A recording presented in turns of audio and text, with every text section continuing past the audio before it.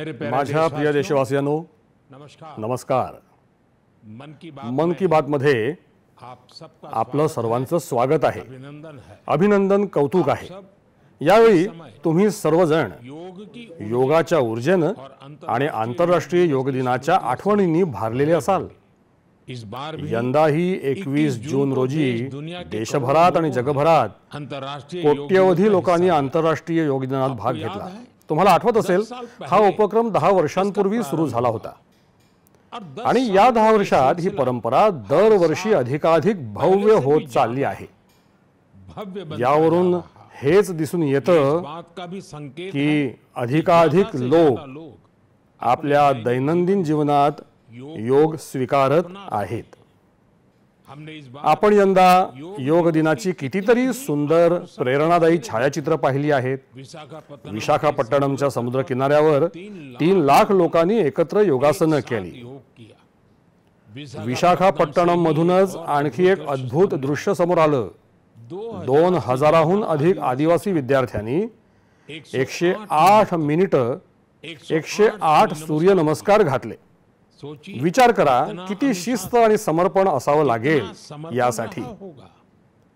आपल्या नौदलाच्या जहाजांवर देखील योगाची भव्य झलक पाहायला मिळाली।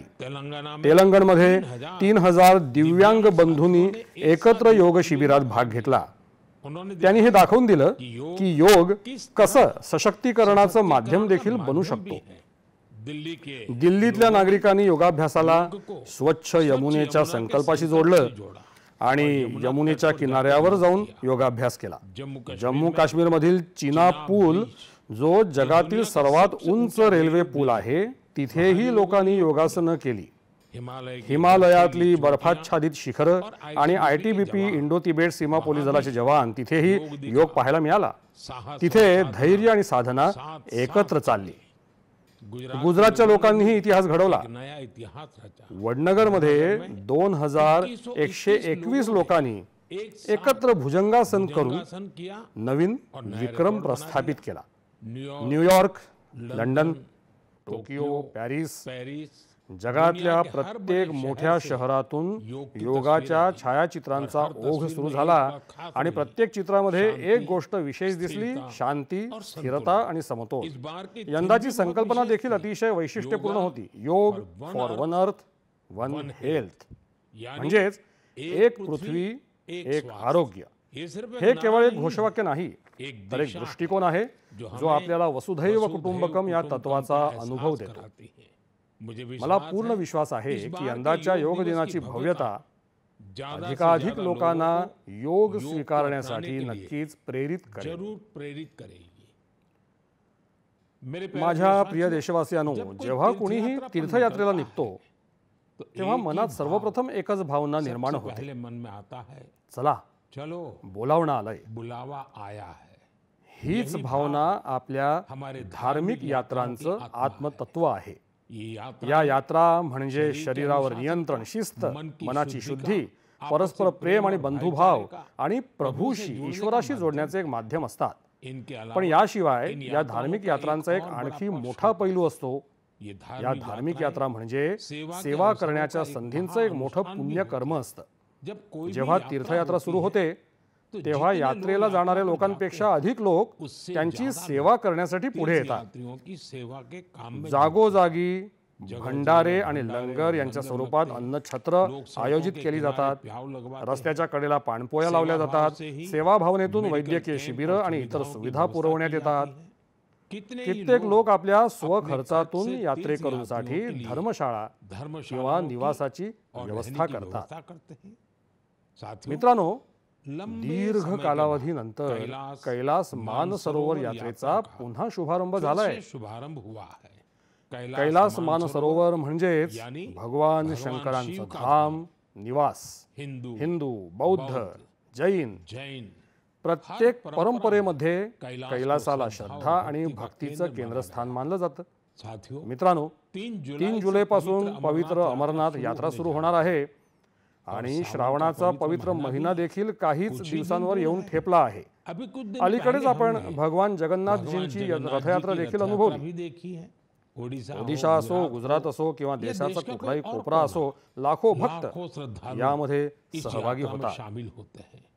उत्तर ते दक्षिण, पूर्व ते पश्चिम, या सर्व यात्रा एक भारत श्रेष्ठ भारत या भावनेचं प्रतिबिंब आहेत. जेव्हा आपण श्रद्धा, समर्पण आणि शिस्तबद्धतेनं ही धार्मिक यात्रा पूर्ण करतो, तेव्हा त्याचं फळ आपल्याला नक्कीच मिळतं. मी या पवित्र यात्रांना जाणाऱ्या सर्व भाग्यवान भाविकांना मनपूर्वक शुभेच्छा देतो. जे लोक सेवा भावनेनं या यात्रांना यशस्वी आणि सुरक्षित बनवण्याच्या कामात झटत आहेत, त्यांचंही मनपूर्वक कौतुक करतो. माझ्या प्रिय देशवासियांनो, आज मी तुम्हाला आपल्या देशाच्या अशा 2 मोठ्या कामगिऱ्यांबद्दल सांगू इच्छितो ज्यांचा तुम्हाला मनोमन सार्थ अभिमान वाटेल. या दोन्ही गोष्टींची चर्चा आंतरराष्ट्रीय संघटना करत आहेत. WHO म्हणजे जागतिक आरोग्य संघटना आणि ILO म्हणजे आंतरराष्ट्रीय कामगार संघटना. या दोघांनीही भारताच्या या यशाचं खूप कौतुक केलं आहे. पहिली कामगिरी आपल्या आरोग्याशी संबंधित आहे. तुमच्यापैकी अनेकांनी डोळ्यांच्या ट्रॅकोमा या एका आजाराबद्दल ऐकलं असेल. हा आजार बॅक्टेरिया, जीवाणूंच्या संसर्गामुळे होतो. कधी काळी भारताच्या अनेक भागांमध्ये हा आजार नेहमीचाच झाला होता. जर याकडे लक्ष दिलं नाही तर हळूहळू डोळ्यांची दृष्टीही जायची. आपण संकल्प केला की आपण ट्रॅकोमा या आजाराचं देशातून पूर्णपणे उच्चाटन करू. आणि मला हे सांगताना खूप आनंद होतोय की जागतिक आरोग्य संघटना WHO नं भारताला ट्रॅकोमा मुक्त देश म्हणून जाहीर केला आहे. ट्रैकोमा फ्री घोषित कर दिया. आता भारत ट्रॅकोमा मुक्त देश बनला आहे. ही यशोगाथा अशाच लाखो लोकांच्या मेहनतीमुळे साध्य झाली आहे, ज्यांनी न थांबता अथकपणे या आजाराविरुद्ध झुंज दिली. हे यश आपल्या आरोग्य सेवकांचं आहे. स्वच्छ भारत अभियानानं देखील यामध्ये मोलाची भूमिका बजावली आहे. जलजीवन मिशनचाही या यशामध्ये मोठा वाटा आहे. आज घराघरात नळाद्वारे स्वच्छ पाणी पोहोचत आहे. त्यामुळे अशा संसर्गजन्य आजारांचा धोका लक्षणीयरित्या कमी झाला आहे. जागतिक आरोग्य संघटना WHO ने देखील भारताच्या प्रयत्नांची स्तुती केली आहे की भारतानं केवळ आजारच दूर केला नाही तर त्या आजारामागच्या कारणांचा नायनाट केला आहे. मित्रांनो, आज भारतात बहुतांश जनतेला कुठल्या न कुठल्या सामाजिक संरक्षण लाभांचा फायदा मिळतो आहे. आणि अलीकडेच आंतरराष्ट्रीय कामगार संघटना ILO नं एक महत्त्वाचा अहवाल प्रसिद्ध केला आहे. या अहवालात सांगितलं आहे की भारताचे 64% जास्त नागरिक आता किमान एक तरी सामाजिक सुरक्षेचा लाभ घेत आहेत. सामाजिक सुरक्षा हे जगातील सर्वात व्यापक संरक्षक कवचांपैकी एक आहे. आज देशात जवळपास 95 कोटी लोक कुठल्या न कुठल्या सामाजिक सुरक्षा योजनेचा लाभ घेत आहेत. पण 2015 पर्यंत केवळ 25 कोटी नागरिकांपर्यंत सरकारी योजना पोहोचू शकत होत्या. मित्रांनो, भारतात आरोग्यापासून ते सामाजिक सुरक्षेपर्यंत प्रत्येक क्षेत्रात संपृक्ततेच्या भावनेसह देश प्रगती करतोय. हे सामाजिक न्यायाचं देखील एक उत्तम चित्र आहे. या यशांमुळे असा विश्वास निर्माण झाला आहे की येणारा काळ आणखी चांगला असेल. भारत प्रत्येक पावलावर आणखी मजबूत होईल. माझ्या प्रिय देशवासियांनो, लोकसहभागाच्या शक्तीनं मोठमोठ्या संकटांना तोंड देता येईल. मी तुमच्यासाठी एक ध्वनिफीत ऐकवत आहे. या ध्वनिफितीमध्ये तुम्हाला त्या संकटाच्या भयावहतेची कल्पना येईल. ते संकट किती मोठं होतं ते आधी ऐका, समजून घ्या. आखिर ये जो जुल्म हुआ 2 साल तक, जुल्म तो 5-7 साल से शुरू हो गया था, मगर वो शिखर पर पहुंच गया है 2 साल में जब इमरजेंसी लोगों पर ठोक दी. और अमानुषी बर्ताव लोगों के साथ किया गया। लोगों के स्वतंत्रता के हक छीन लिए गए, अखबारों को कोई स्वतंत्रता न रही, न्यायालय बिल्कुल निर्बल बना दिए गए और जिस ढंग से 1 लाख से ज्यादा लोगों को जेल में बंद कर दिए और फिर अपने मनमानी राज की ओर से होती रही, उसकी मिसाल दुनिया के इतिहास में भी मिलना मुश्किल है। साथियों, मित्रांनो, हा आवाज देशाचे दिवंगत माजी पंतप्रधान श्रीयुत मोरारजीभाई देसाई यांचा आहे। त्यांनी आणीबाणीबद्दल थोडक्यात पण अगदी स्पष्टपणे सांगितलं आहे। तो काळ असा होता याची तुम्ही कल्पना करू शकता। आणीबाणी लादणाऱ्यांनी केवळ आपल्या राज्यघटनेचीच हत्या केली असं नाही, तर न्याय संस्थेलाही गुलाम बनवण्याचा त्यांचा हेतू होता। न्यायपालिका को भी अपना गुलाम बनाए रखा। या काळात लोकांवर मोठ्या प्रमाणात अत्याचार करण्यात आले। याची अशी अनेक उदाहरणं आहेत जी कधीही विसरता येणार नाहीत। जॉर्ज फर्नांडिस साहेबांना साखळदंडात बांधण्यात आलं। अनेक लोकांना कठोर यातना देण्यात आल्या। मिसा कायद्याअंतर्गत कुणालाही अशाच प्रकारे अटक करता येत होती। विद्यार्थ्यांचाही छळ करण्यात आला। अभिव्यक्ती स्वातंत्र्याचाही गळा घोटण्यात आला। मित्रांनो, त्या काळात अटक झालेल्या हजारो लोकांवर असेच अमानुष अत्याचार करण्यात आले। पण ही भारतातल्या लोकांची ताकद आहे। ही ताकद झुकली नाही, मोडली नाही आणि लोकशाहीशी कोणतीही तडजोड तिनं स्वीकारली नाही। शेवटी जनतेचा विजय झाला। आणीबाणी उठवण्यात आली आणि आणीबाणी लादणाऱ्यांचा पराभव झाला। बाबू जगजीवन रामजींनी या संदर्भात अतिशय जोरदारपणे आपले विचार मांडले आहेत। अपनी बातें रखी थी। बहनों और भाइयों, पिछला चुनाव नहीं था, भारत की जनता का एक महान अभियान था।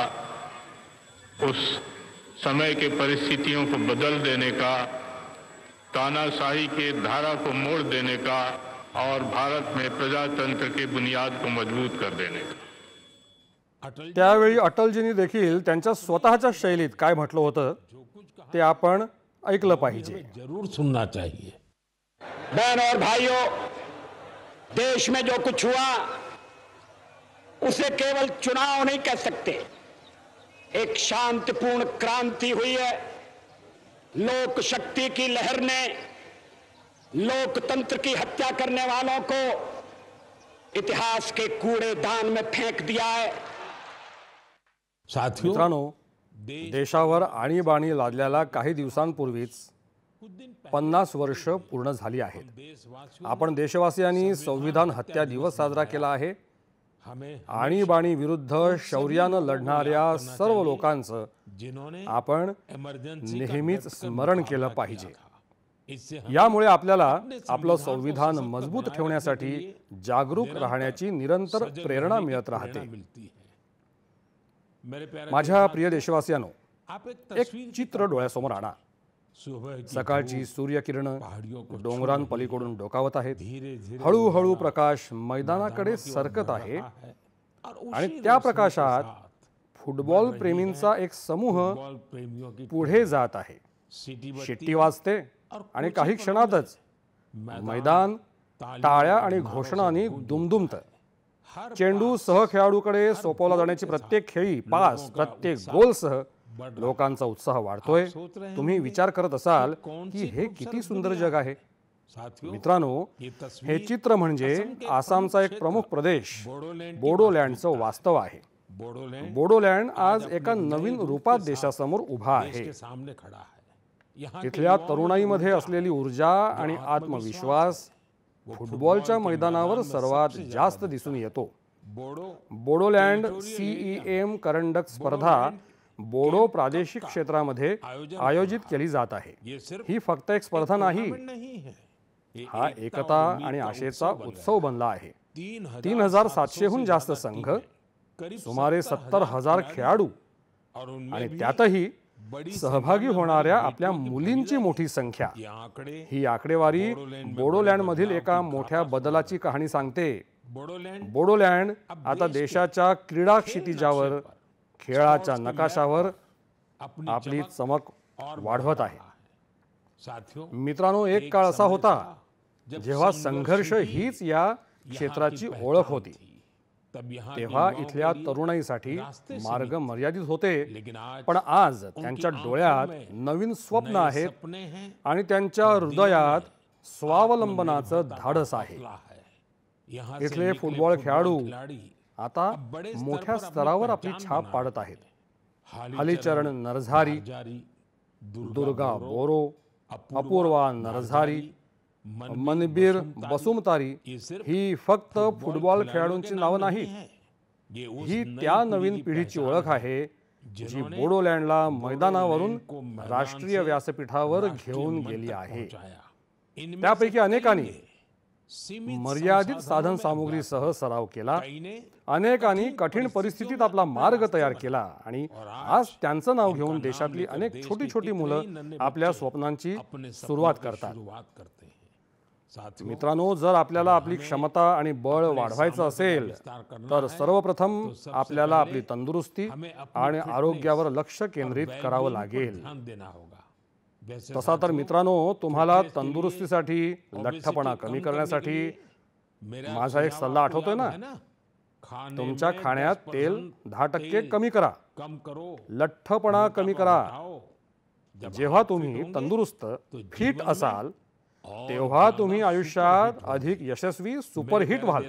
माझ्या प्रिय देशवासियांनो, ज्याप्रमाणे आपला भारत त्याच्या प्रादेशिक, भाषिक आणि सांस्कृतिक विविधतेसाठी ओळखला जातो, त्याचप्रमाणे कला, शिल्प आणि कौशल्यांची विविधता देखील आपल्या देशाचं एक मोठं वैशिष्ट्य आहे. तुम्ही कोणत्याही प्रदेशात जा, तुम्हाला त्या ठिकाणच्या काही खास आणि स्थानिक गोष्टींबद्दल माहिती मिळेल. आपण अनेकदा मन की बात मध्ये देशाच्या अशा काही अनोख्या उत्पादनांबद्दल बोलतो. असंच एक उत्पादन म्हणजे मेघालयातील एरी सिल्क हे रेशीम. काही दिवसांपूर्वी त्याला भौगोलिक ओळख GI टॅग मिळाला. एरी सिल्क मेघालयासाठी एका वारशाप्रमाणे आहे. इथल्या जमाती, विशेषतः खासी समुदायानं तो पिढ्यानुपिढ्या जपला आहे आणि त्यांच्या कौशल्यानं समृद्ध केला आहे. या रेशमामध्ये अनेक गुण आहेत जे त्याला इतर कापडांपेक्षा वेगळी ओळख मिळवून देतात. त्याचं सर्वात खास वैशिष्ट्य म्हणजे ते बनवण्याची पद्धत. हे रेशीम बनवणारे किडे, ते किडे मिळवण्यासाठी त्यांना मारलं जात नाही आणि म्हणून त्याला अहिंसा रेशीम, अहिंसा सिल्क असंही म्हणतात. हल्ली जगात अशा उत्पादनांची मागणी वेगानं वाढत आहे, ज्यामध्ये हिंसाचार होत नाही आणि निसर्गावर कोणताही नकारात्मक परिणाम होत नाही. म्हणूनच मेघालयातील एरी सिल्क हे जागतिक बाजारपेठेसाठी एक महत्त्वपूर्ण उत्पादन आहे. त्याचा आणखी एक खास वैशिष्ट्य म्हणजे हे रेशीम तुम्हाला हिवाळ्यामध्ये उबदार ठेवतं आणि उन्हाळ्यामध्ये थंडावा देतं. या गुणामुळे ते बहुतेक भागांशी जुळवून घेणारं असं सुसंगत बनतं. मेघालयातल्या महिला आता बचत गटांद्वारे या वारशाला मोठ्या प्रमाणात पुढे घेऊन जात आहेत. मी मेघालयातल्या लोकांचं एरी सिल्कला भौगोलिक ओळख मिळाल्याबद्दल अभिनंदन करतो. मी तुम्हा सर्वांना देखील एरी सिल्क पासून बनवलेले कपडे नक्कीच वापरून पाहावं असं आवाहन करतो. आणि हो, खादी, हातमाग, हस्तकला, स्थानिक उत्पादनांचा आग्रह हे देखील आपण नेहमीच लक्षात ठेवलं पाहिजे. जर ग्राहकांनी फक्त भारतात बनवलेली उत्पादनच खरेदी केली आणि व्यापाऱ्यांनी फक्त भारतात बनवलेली उत्पादनच विकली तर आत्मनिर्भर भारत अभियान या स्वावलंबी भारताच्या मोहिमेला नवीन ऊर्जा मिळेल.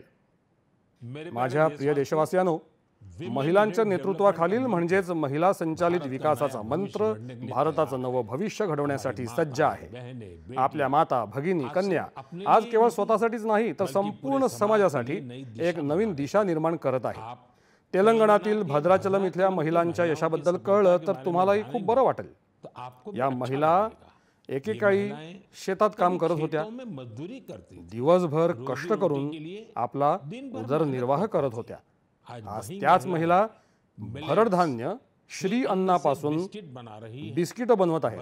भद्राद्री मिलेट मॅजिक म्हणजेच भद्राद्री भरडधान्य जादू या नावानं ही बिस्किटं हैदराबादहून लंडनला जात आहेत. की इन महिलाओं भद्राचलमच्या या महिलांनी बचत गटात सामील होऊन प्रशिक्षण घेतलं. ट्रेनिंग ली. मित्रांनो, साथियों, या महिलांनी महिलाओं ने एक आणखी एक प्रशंसनीय काम केलं आहे.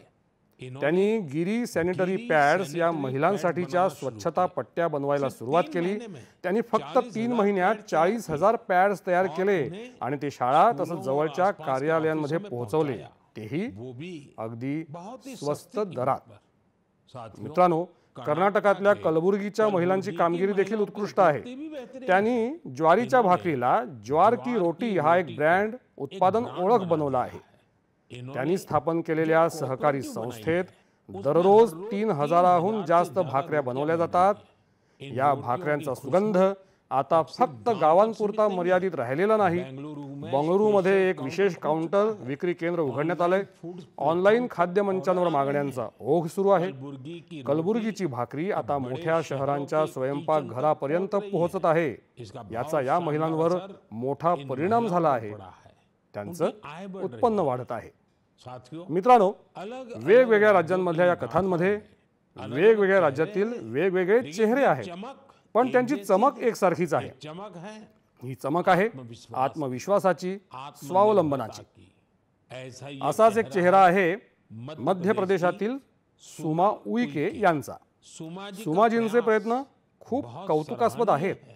उन्होंने बालाघाट जिल्ह्यातील बालाघाट कटंगी जिले ब्लॉक के मध्ये कटंगी एका बचत गटात सामील होऊन हेल्प ग्रुप से जुड़ त्यांनी मशरूम शेती आणि पशुपालनाचं प्रशिक्षण घेतलं. पालन की ट्रेनिंग ली. त्यामुळे त्यांना स्वावलंबनाचा मार्ग मिळाला. मिल गई. सुमा उईके यांचं उत्पन्न वाढलं, तसं त्यांचं कामही वाढलं. एका छोट्याशा प्रयत्नातून सुरू झालेला हा प्रवास आता दीदी कॅन्टीन ही उपाहारगृह आणि थर्मल थेरपी सेंटर या औष्णिक उपचार केंद्रापर्यंत पोहोचला आहे. देशाच्या कानाकोपऱ्यात अशा असंख्य महिला आहेत ज्या स्वतःचं आणि देशाचं नशीब घडवत आहेत, नशीब बदलत आहेत. भाग्य बदल रही है. माझ्या प्रिय देशवासियांनो, देशवासियों, गेल्या काही दिवसांमध्ये व्हिएतनाममधील अनेक लोकांनी लोगों ने मला विविध माध्यमातून त्यांचे संदेश पाठवले. इन या संदेशांच्या प्रत्येक ओळीमध्ये श्रद्धा होती, आत्मीयता आत्मीयता होती. उनकी त्यांच्या भावना हृदयस्पर्शी मन होत्या. को छूने वाली थी. भगवान बुद्धांच्या भगवान बुद्ध पवित्र अवशेषांचं रेलिक्सचं दर्शन घडवल्याबद्दल ते भारताचे आभार मानत होते. कर रहे थे. उनके त्यांच्या शब्दांमधल्या भावना कोणत्याही औपचारिक आभारांपेक्षा जास्त होत्या. साथियों, मित्रांनो, मूल रूप भगवान से बुद्धांचे हे पवित्र अवशेष अवशेषों की खोज मूलतः आंध्र प्रदेशातील पालनाडू जिल्ह्यातील नागार्जुन कोंडा इथे सापडले होते. थी.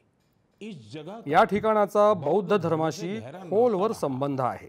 असं म्हटलं जातं की कधी काळी श्रीलंका आणि चीनसह दूर दूरच्या ठिकाणांहून लोक या ठिकाणी येत असत. मित्रांनो, गेल्या महिन्यात भगवान बुद्धांचे हे पवित्र अवशेष भारतातून व्हिएतनामला नेण्यात आले. जाया गया था. ते तिथे 9 वेगवेगळ्या ठिकाणी लोकांकरता सार्वजनिक दर्शनासाठी ठेवण्यात आले. भारत की पहल भारताचा हा उपक्रम एक प्रकारे व्हिएतनामसाठी राष्ट्रीय उत्सव बनला. आप कल्पना कर सकते तुम्ही कल्पना करू शकता की सुमारे 10 कोटी लोकसंख्या असलेल्या व्हिएतनाममध्ये 1.5 कोटींहून जास्त लोकांनी भगवान बुद्धांच्या पवित्र अवशेषांचं दर्शन घेतलं. सोशल मीडिया समाज माध्यमांवर पाहिलेली छायाचित्र आणि ध्वनिचित्रफितींमधून मला जाणवलं की भक्तीला सीमा नाही. नहीं होती. बारिश पाऊस असो, तेज कडक ऊन असो, लोक तासनतास रांगेमध्ये उभे राहिले. बच्चे, मुलं, वृद्ध, दिव्यांगजन दिव्यांगजन सर्वजण भावनिक झाले होते. भाव विभोर थे. व्हिएतनामचे अध्यक्ष, उपपंतप्रधान, प्रधान वरिष्ठ मंत्री प्रत्येक जण नतमस्तक होत आपलं डोकं टेकवत होते.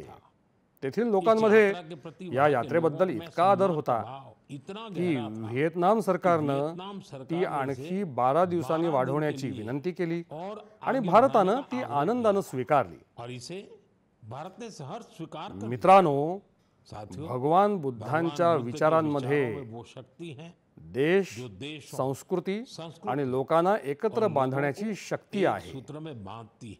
यापूर्वी इससे पहले भगवान बुद्धांचे पवित्र अवशेष थायलंड आणि मंगोलियाला नेण्यात आले होते ले जाए आणि गए तिथेही और वहां भी भक्तीची हीच भावना का यही दिसून भाव आली। देखा गया। मी तुम्हा सर्वांना सभी से भी आग्रह आपापल्या राज्यातील बौद्ध राज्य स्थळांना के बौद्ध नक्की स्थलों भेट की द्या यात्रा अवश्य अशी करें। विनंती करतो। एक आध्यात्मिक हा एक अनुभव होगा। आध्यात्मिक अनुभव साथ असेल, ही तसंच आपल्या हमारी सांस्कृतिक सांस्कृतिक वारशाशी विरासत से जोडण्याची जुड़ने का एक सुंदर एक संधी सुंदर असेल। अवसर भी बनेगा। मेरे प्यारे माझ्या प्रिय देशवासियों, देशवासियांनो, इस महीने या हम महिन्यात सब आपण ने सर्वांनी विश्व जागतिक पर्यावरण दिन साजरा केला। मुझे मला तुमचे आपके हजारो संदेश मिळाले। कई लोगों अनेकांनी त्यांच्या आजूबाजूला आसपास असलेल्या के त्यांच्या साथियों के बारे मित्रांबद्दल में सांगितलं जो ज्यांनी अकेले पर्यावरण वाचवण्यासाठी पर्यावरण एकट्यानं बचाने के सुरुवात लिए केली निकल पड़े थे आणि नंतर संपूर्ण उनके साथ समाज पूरा त्यांना समाज जाऊन जुड़ गया। मिळाला। सबका यही प्रत्येकाचं योगदान हेच योगदान हमारी आपल्या धरती के पृथ्वीसाठी बड़ी एक ताकत बन मोठी रहा है। ताकद बनत आहे। पुणे के पुण्यातील श्री रमेश खरमाळे जी यांचं काम जाणून उनके तुम्हाला कार्यों को खूप जानकर प्रेरणा मिळेल। आपको बहुत आठवड्याच्या प्रेरणा शेवटी मिलेगी। लोक जब हफ्ते के विश्रांती अंत घेत में असतात लोग आराम करते हैं, तेव्हा रमेशजी आणि त्यांचं कुटुंब उनका परिवार कुदळ आणि दावा फावडे फावड़ा घेऊन लेकर निघतं। निकल पड़ते हैं।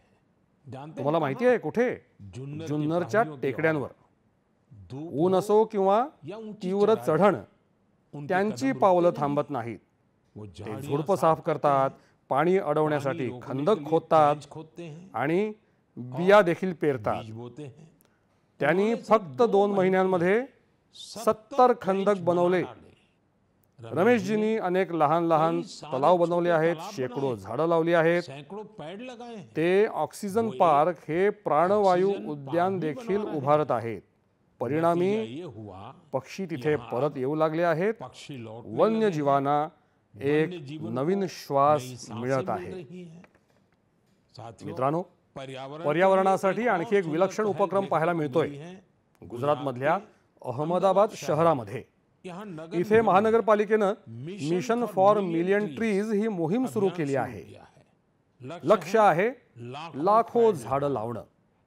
या मोहिमेची एक खास गोष्ट म्हणजे सिंदूर फॉरेस्ट हे वन ऑपरेशन सिंदूरच्या नायकांना समर्पित आहे। देशासाठी सर्वस्व अर्पण करणाऱ्या त्या शूरवीरांच्या स्मृतीप्रित्यर्थ सिंदूरची रोपं लावली जात आहेत। आणखी एका मोहिमेला नवीन चालना दिली जात आहे। एक पेड़ माँ के नाम, आईच्या नावानं एक झाड या मोहिमेअंतर्गत देशात कोट्यवधी झाडं लावण्यात आली आहेत। तुम्हीही तुमच्या गावात किंवा शहरात सुरू असलेल्या अशा मोहिमांमध्ये सहभागी व्हा। झाडं लावा, पाणी वाचवा, पृथ्वीची सेवा करा। कारण जेव्हा आपण निसर्ग वाचवतो तेव्हाच आपण आपल्या भावी पिढ्यांचं खरंखुरं रक्षण करतो। मित्रांनो, महाराष्ट्रातल्या एका गावानंही एक उत्तम उदाहरण प्रस्तुत केलं आहे। छत्रपती संभाजीनगर जिल्ह्यातील एक ग्रामपंचायत आहे पाटोदा। ही कार्बन न्यूट्रल म्हणजे कार्बन उत्सर्जन न करणारी ग्रामपंचायत आहे। या गावात कोणीही आपल्या घराबाहेर कचरा फेकत नाही। प्रत्येक घरातून कचरा गोळा करण्याची संपूर्ण व्यवस्था आहे। इथे घाणेरड्या पाण्यावर देखील प्रक्रिया केली जाते। कोणत्याही प्रकारचं पाणी प्रक्रियेनं स्वच्छ केल्याशिवाय नदीत सोडलं जात नाही। इथे शेणाच्या थाप्यांचं इंधन वापरून अंत्यसंस्कार होतात आणि त्या राखेनं मृताच्या नावे एक झाड लावलं जातं। या गावातली स्वच्छता देखील पाहण्यासारखी आहे। जेव्हा लहान लहान सवयी सामूहिक संकल्प बनतात तेव्हा मोठा बदल निश्चित घडून येतो। माझ्या प्रिय मित्रांनो, यावेळी सर्वांच्या नजरा आंतरराष्ट्रीय अंतराळ स्थानकावर देखील आहेत। भारतानं एक नवीन इतिहास रचला आहे। मी काल ग्रुप कॅप्टन शुभांशु शुक्ला यांच्याशीही बोललो। शुभांशु यांच्याशी झालेलं माझं संभाषण तुम्ही ऐकलं असेल। सध्या शुभांशूंना आणखी काही दिवस आंतरराष्ट्रीय अंतराळ स्थानकात राहायचं आहे। आपण या मोहिमेबद्दल अधिक बोलू, पण मन की बातच्या पुढील भागात। आता वेळ आली आहे या भागात तुम्हाला निरोप देण्याची। पण मित्रांनो, निघण्यापूर्वी मी तुम्हाला एका विशेष दिवसाची आठवण करून देऊ इच्छितो. 1 जुलै परवा म्हणजे 1 जुलै रोजी आपण 2 अतिशय महत्त्वाच्या व्यवसायांचा सन्मान करतो. डॉक्टर आणि CA सनदी लेखापाल हे दोघेही समाजाचे असे आधारस्तंभ आहेत जे आपलं जीवन चांगलं बनवतात. डॉक्टर हे आपल्या आरोग्याचे रक्षक आहेत आणि CA चार्टर्ड अकाउंटंट हे आपल्या आर्थिक जीवनाचे मार्गदर्शक आहेत. सर्व डॉक्टर्स आणि चार्टर्ड अकाउंटंट्सना माझ्या खूप खूप शुभेच्छा. मित्रांनो, मी नेहमीच तुमच्या सूचनांची वाट पाहत असतो. मन की बातचा पुढचा भाग तुमच्या याच सूचनांनी अधिक समृद्ध होईल. आपण पुन्हा भेटू नवीन गोष्टी, नवीन प्रेरणा आणि देशवासियांच्या नवीन यशासह. खूप खूप आभार. नमस्कार.